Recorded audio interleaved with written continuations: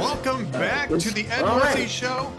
There we go, with Andrew Malcolm, the Prince of Twitter, the regent of RedState.com. You just saw him flash up on the screen there. The Ed Morrissey Show podcast, of course, every Tuesday. Andrew and I like to sit down outside the paywall and talk about what's going on in politics, the media, football, I guess. I don't know how your team did. My team won, actually, this week, but I know that they beat a pretty good team. I don't know how the Browns did. Well, this is the 1 week of the year when I can say the Browns didn't lose. Oh, they're on a bye. Okay. Yeah, right. All right. Well, that's fair enough. I guess both of our teams did all right. We had a bye early in the year, so all right. We got lots to talk about. First off, the Schumer shutdown continues, and you flagged something from CBS News. You've got a couple of great posts over up at Red State's VIP section. You had one from Thursday says, "Is it possible legacy media infected by positive change?" Infected being an interesting word. that sort of grew out of our conversation last week and some of the changes that are just beginning, but they're hopeful. At the Washington Post, where Jeff Bezos is making some changes to the editorial page, and some of the more woke people have left. And he's got a whole new bunch of senior editors. And CBS, of course, with its new ownership and bringing in Barry Weiss as the head of the news. And then the owner of the Los Angeles Times making some significant changes to, I guess, reduce the woke, but to make it more broadly friendly. So there's some signs, and so I did my weekly audio commentary on that change and the cautious optimism that spawns. Well, okay. And so you did that on Thursday. Sunday, Donald Trump appeared on 60 Minutes with Norah O'Donnell as the interviewer. Not Leslie Stahl this time, you'd notice, but it was with Norah O'Donnell.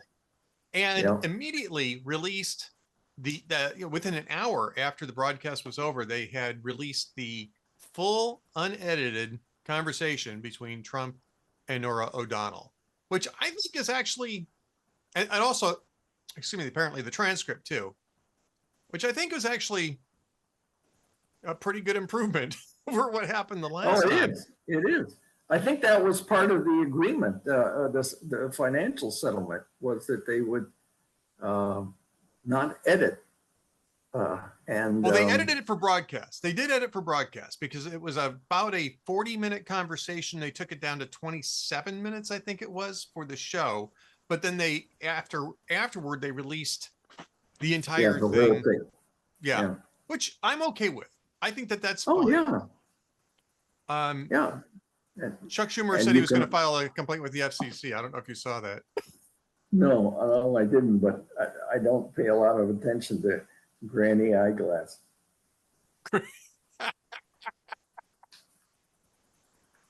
Granny Eyeglasses is a good way of putting it. Yes.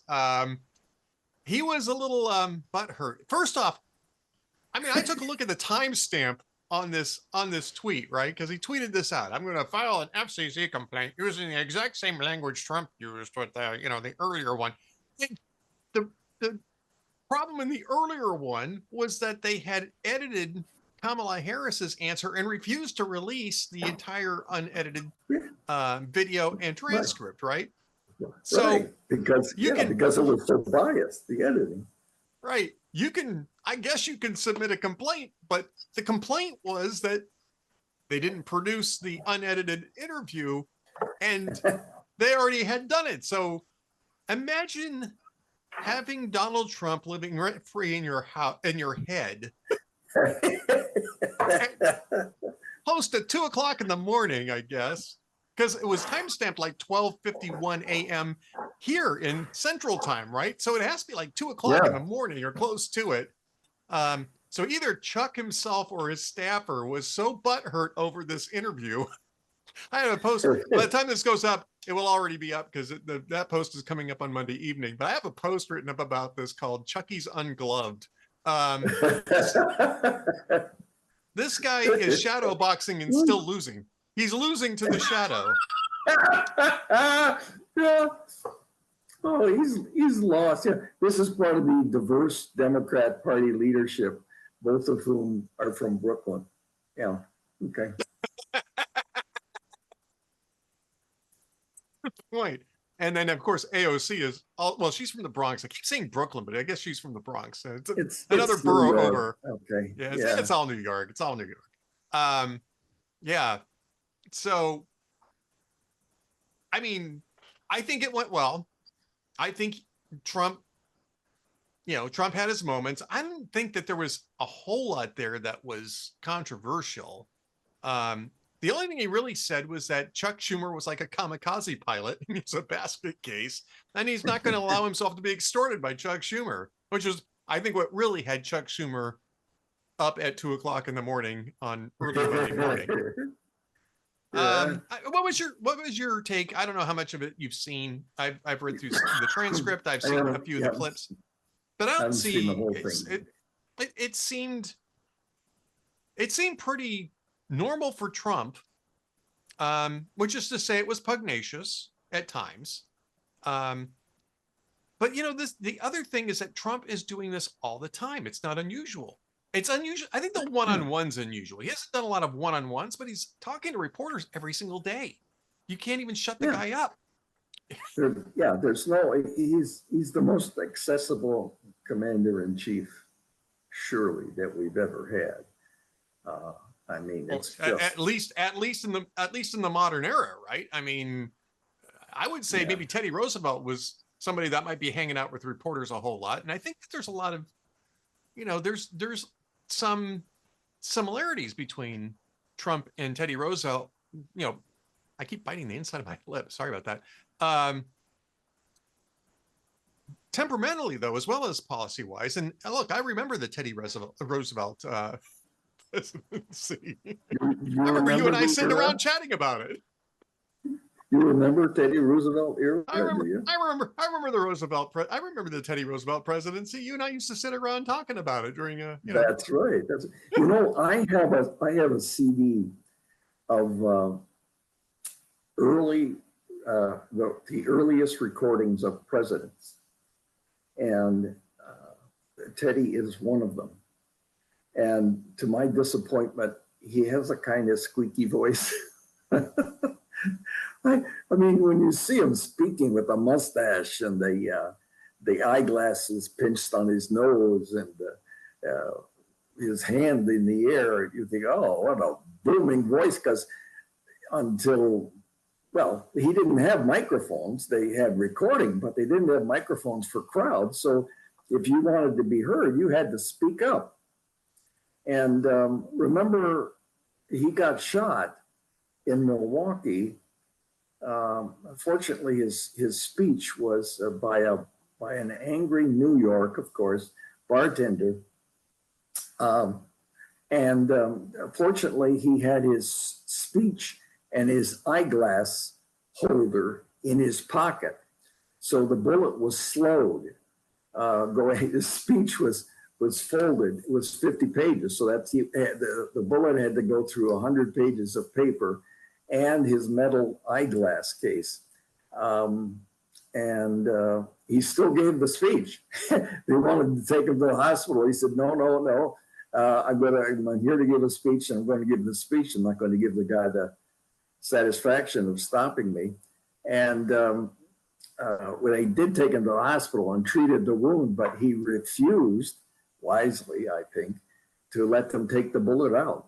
So when he died in the 1920s, he died with the bullet in him. The reason he did that, of course, was because his predecessor that he inherited the office from, William McKinley, got shot in Buffalo. And when they took the bullet out, he got an infection. There was no penicillin yet. And that's what killed McKinley, not the bullet. It was the infection. So Teddy wisely said, no, let's just go with it.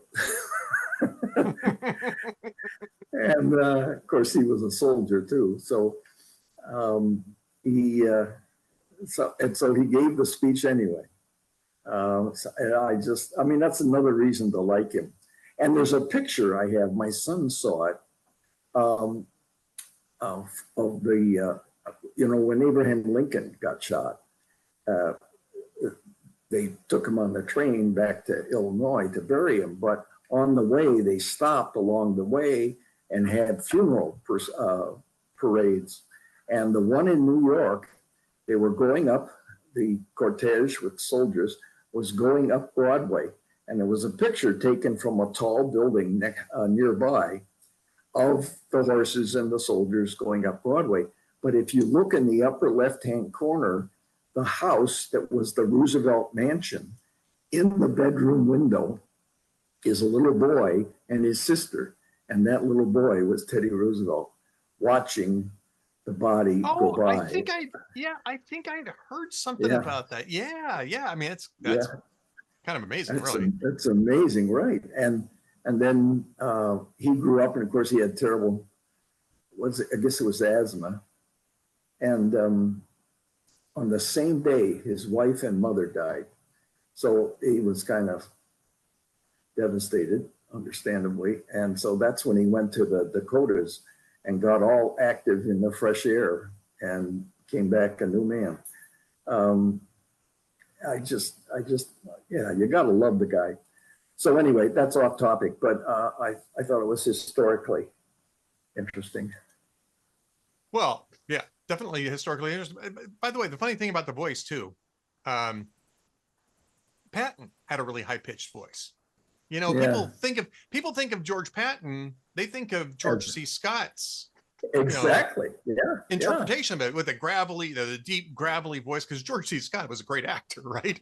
And but Patton actually had a high-pitched voice and was always kind of self-conscious about it. And he explained one time, he says, that's the reason why I use so many curse words, because otherwise people wouldn't take me seriously. I didn't know that. I love stuff like that. I love stuff. Yeah, Patton was a character. Patton was an interesting guy. He was brilliant. He was definitely a character. And but there's recordings of his voice. And if you're expecting George C. Scott, you're going to be disappointed, because he had this kind of high pitched voice, but he's, he salted his language in part, at least, because of that. So accordingly, yeah. Well, I think Rommel, you magnificent bastard. Yeah. Someone said, Rommel, you magnificent bastard, I read your book. It was more like, Rommel, you. I had that bad. I had a classmate in my military high school who became an actor, and he was Patton's aide in the movie. George C. Scott's aide in the movie, who got killed when they were watching the attack. I know I know who you're talking about. Yes, Morgan Paul, and he got killed there. And then I guess he later died in the AIDS epidemic. But he was an actor, and I was in a couple of plays with him in the student dramas at my military school. How about that? Yeah. It's a great movie, by the way. Patton's a great movie because it's both a war movie and an anti-war movie. Zulu's the same way. We were talking about Zulu. It's both a war movie and an anti-war movie, because he did some heroic things. He does some heroic things. He does some really not so heroic things too, and they give it, I think, a pretty good mix of it, and it's brilliantly balanced as both a war movie and an anti-war movie. And Zulu may be the only other movie that I can think of that actually hits that mark. And you have to watch both to understand that, and to be to be watching for those themes. And it ends up saluting the warrior while lamenting the war. And I think that that's true of both films. Both films are just absolutely brilliant films. Two of my favorite films. And once you start listening to that theme song from Patton, it will take you a week at least to get that thing out of your head. It is so good. It is And such a we have seen politicians appear on stage in front of a giant flag too, again, since then. yes, yes, yeah, yeah. It's definitely a motif. All right, the other thing that you're writing about um, was the third term thing, which I find hilarious. Right, this is Yeah. the troll. This is the troll to end all trolls. You know, you're not going to get. Um, he's not going to run for a third term. He's not going to run for vice president and then swap with JD Vance. I mean, this if you listen to the I did see this clip where O'Donnell sort of presses him in the 60 Minutes interview about kind of quasi endorsing JD Vance as his successor, and Trump doesn't bite. He says there's a lot of No. great people in the Republican Party, and that's people are gonna have to make that Yeah. decision when the time comes. But You know, yeah, he's not biting. when he was in on the airplane from Tokyo to Korea last week, he said, "No, if you read the 22nd Amendment, I can't really run there." And like you just said, there are a lot of great people, and he mentions Marco Rubio first, and then J.D. Vance as leading characters to succeed him. We'll see what happens. It's a long time to go, but he wouldn't want to pick one now.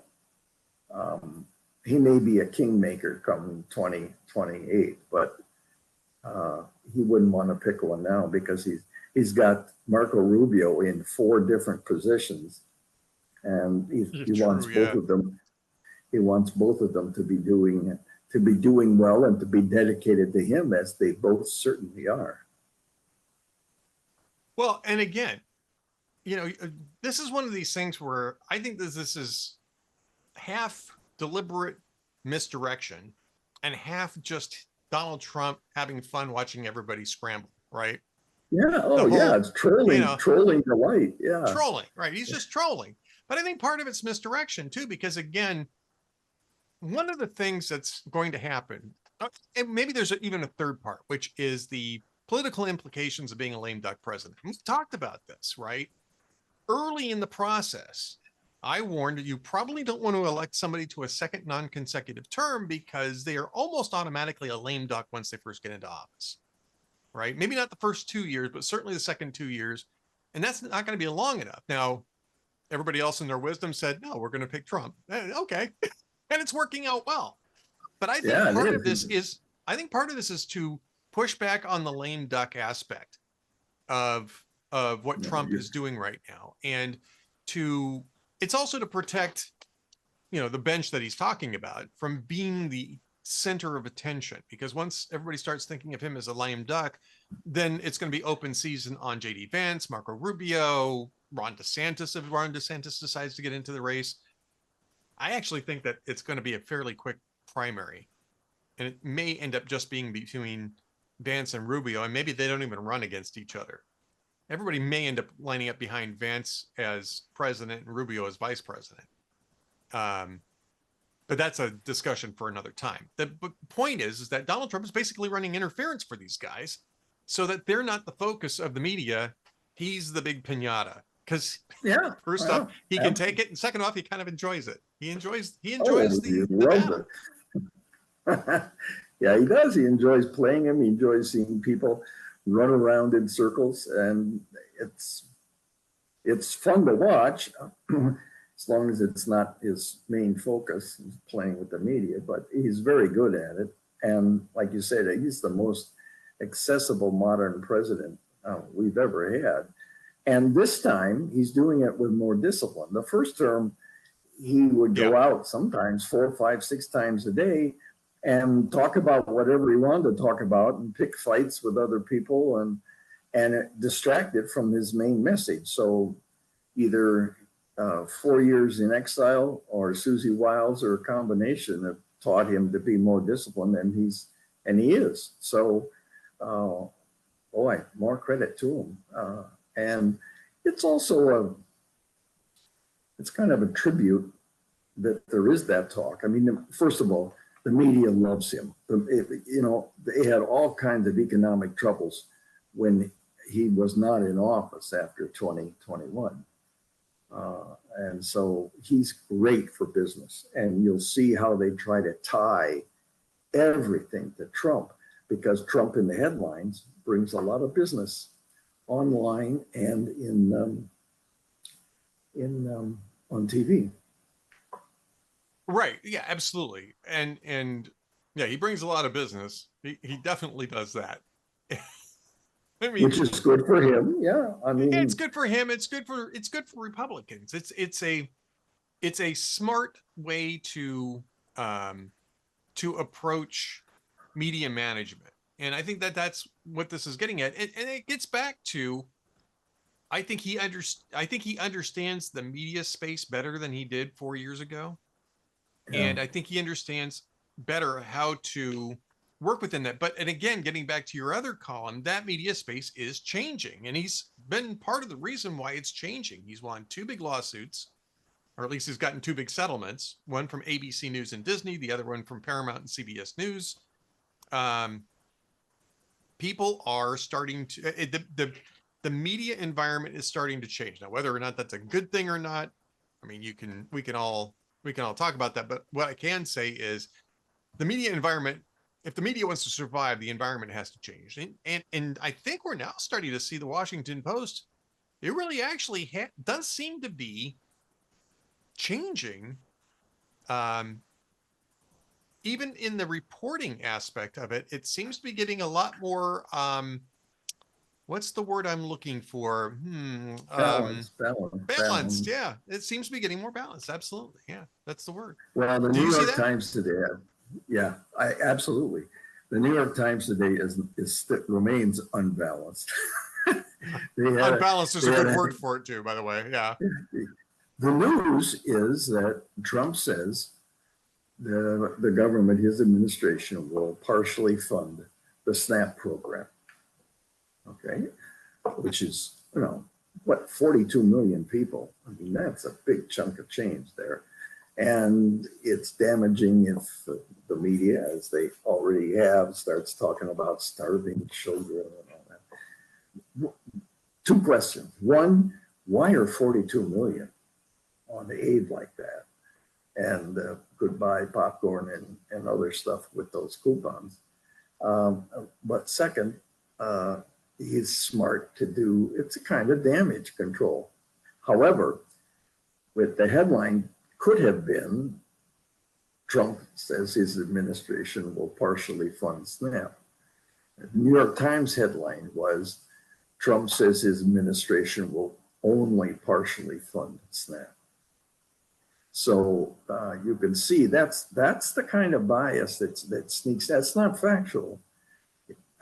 And you could argue, as I'm sure the editors did, say, well, he is partially funding it, and you would expect them to be full, but who would? Nobody would. You're talking billions and billions of dollars. So it's just part of the subtle thing that requires people now, with so many online sources of news, to be more discriminating. And I don't think many people are. I wish they were, but I think they walk through the living room and they hear 8 seconds of TV news and they think that's the truth. And it isn't. Yep. Well, it brings us to the topic that you highlighted for me. And this is not something you've written about. This is something that you flagged over the weekend for me, which is a CBS News poll showing rising concern over government shutdown impact on the economy, Americans personally. President Trump, both parties draw negative ratings for handling the shutdown. Basically, CBS News poll is showing that nobody is getting the entire blame. It's a pox upon both houses sort of reaction. I have an issue with this because you can poll on anything, right? This is like betting. We were talking about, sports betting the last episode, right? It's like Yeah, betting. You can bet on anything, right? Doesn't mean it's meaningful. Doesn't that's mean it's right. meaningful to people. So if you have a pollster who calls up, and I swear they're still calling me up, I just keep telling them I'm not interested. They used to ask, do you work in the media? And I would just wait for that question to pop up so I could say, yes, I do. And they would say, oh, well, never mind. Thank you very much. They don't do that anymore. So now I just have to tell them to, to F off Yeah. politely. I do try to be polite unless like what happened. I think it was on Saturday. They get rather insistent. And then I'm not quite so nice about it. But here's the issue that I have with this is that this is inside the Beltway stuff. Nobody Yeah. really thinks that the government's going to go unfunded from now until the midterm elections, right? I don't think it's going to. I think on Wednesday, these guys are going to pass the CR. They're waiting for the elections tomorrow, or as we're recording, or today, as you guys are watching this. They're waiting for the elections.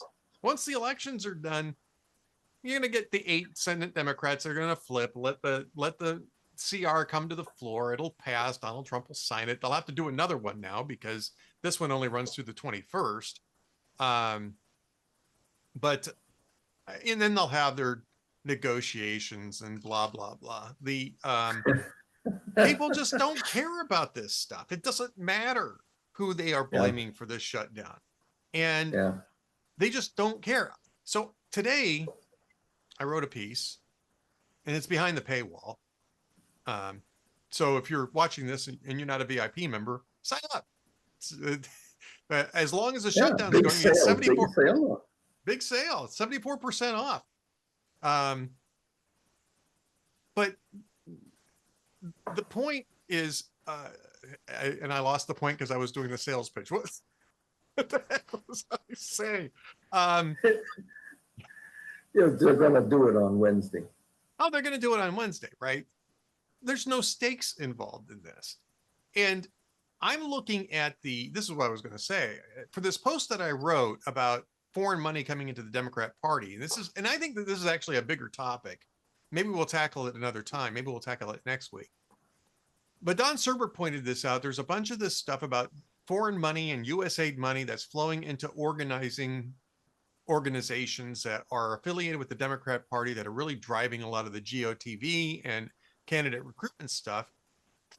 And the Democrats are completely disconnected from the American electorate. You take a look at Harvard-Harris Caps, right? Harvard-Harris Caps has been remarkably consistent all year long about there being broad support for the very policies that Donald Trump has put in place that Democrats are shrieking the most about, including deporting illegal aliens, okay? And not just the criminal illegal aliens, but all illegal aliens. That's a 56-44 position in the Harvard-Harris Caps poll. And that's been consistent all year long, 78-22 for criminal illegal aliens and 56-44 for all illegal aliens. Americans support this. The Democrats not only are not adapting to that, they're actively calling anybody who supports that names, fascists, right? Nazis and stuff like that. So they're not responding to the American electorate. The question is, why? That's what political parties are designed to do, especially American two-party system. And the answer, I think, is follow the money. The money is coming in from outside the country. Not illegally so. I'm not saying it's illegal. It's maybe some of it is, but I mean, mostly it's done legally. But that's where their constituency is. Their constituency is more and more outside the United States, among the people George Soros, George Soros, and not just George Soros, what's the guy's name in Switzerland? Weiss is another one who started Arabella. And that's their constituency. They don't really care what American voters are saying. They're fronting for the money. Yeah, they go with the money, and that's one big reason why they were so stupidly supporting trying the collusion to hide Biden's troubles. And as one result, Congress's approval rating is the lowest ever, 15%. Democrats have their lowest. Democrats are 19%. Yeah. The Democrats have been captured by, as you say, the money, and they're also captured by their own narrative, which is driving the extreme leftist agenda. And the woke and it's self-destructive, but I guess that's where the money is. Well, You'd think by now we were what? Geez, almost exactly what 368 days now from the midterm, and you'd think that they would be recruiting people who were like-minded, wanting to win, not following their rigid narrative agenda. It takes a lot of time to get ready for a midterm, even more for a presidential election. Recruiting, obviously I would prefer the conservative candidates to win, so I'm not devastated by Democrats doing stupid things and staying caught in the tar pit like elephants in medieval times. But they're or mastodons. But it's you need two vibrant competing political parties in a fully functioning democracy, and we have periods where we don't have that. Republicans dominated in the late 1800s because of the Civil War and freeing the slaves. But they came right back. Republicans did after 64. I mean, they were shellacked in 64 with Goldwater and Miller against Johnson and Humphrey. And they won considerably 2 years later in the midterms in 1966. And then they won the first of 5 out of 6 presidential elections in 1968. So they can come back, but it doesn't look like Democrats are now. Yep. Yeah, absolutely. Well, look, we're just about done here with the podcast, but I think we have to get to some jokes of the week. I think we've got a little bit of I have a couple. Cleanup here. You go with yours. I've got a couple. I'll look them up while we're talking. I've got a couple. Here, I'll start us off with I'll start us off with the with the longer of the two. Okay. So this guy goes into a psychologist or psychiatrist and it says, Doc, I've really been having some strange dreams for the last month. And the psychiatrist goes, well, okay, what are the dreams? And he says, well, it's like there's a World Cup soccer game going on, right? He says, and every night I see a soccer match, but with donkeys. He says, it's driving me crazy. It's all I think about all day long. And the doc thinks about it for a minute. He goes, okay, here's what I'm going to do. I'm going to make sure you're getting some good sleep. I'm going to give you a prescription. Take 2 pills tonight before sleeping, and you won't have these dreams at least tonight. And the guy says, well, thank you, doctor. I really appreciate that. And he gets up and he turns back. He says, can I ask you a question? And the doctor says, sure. He says, can I start this medicine tomorrow night rather than tonight? And the doc says, well, I guess, why not tonight? And he says, well, tonight's the finals. I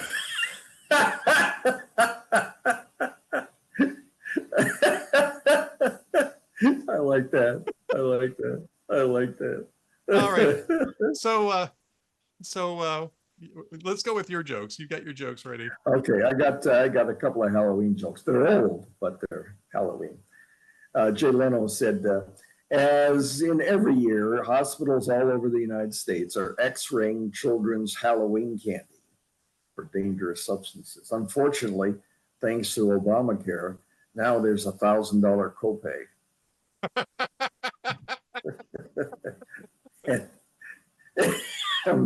Excuse me. And David Letterman said, I did not know that Halloween is the official start of the holiday shopping season. Well, for women anyway. For guys, the beginning of the holiday shopping season is Christmas Eve. Yeah, right, exactly. Very true. Very true. All right. My last joke is also at least Halloween adjacent. Let's just call it Halloween adjacent. So 3 vampires walk into a bar, right? This is already, 3 vampires walking into a bar. Waitress comes over and asks the first vampire what he'd like. And then first vampire says, I would like some blood. And so the waitress turns to the second vampire and says, "What would you like?" He says, "I would like some blood." And she asks the third vampire, "What do you want?" He says, "I would like some plasma." The waitress says, "All right, let me see if I've got this. Let me see if I've got this order right. You want 2 bloods and a blood light."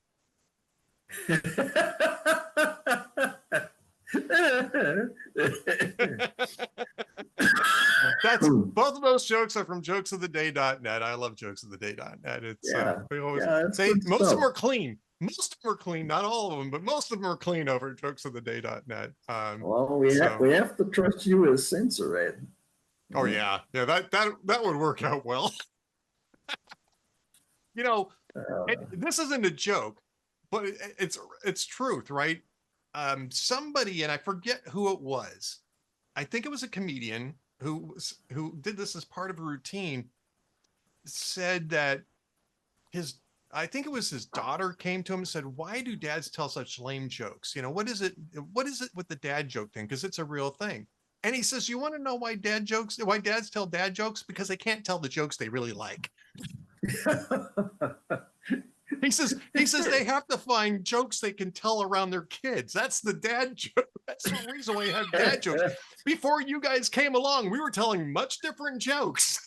Yeah. I get that. Yeah, there you go. Dad jokes explained. All right.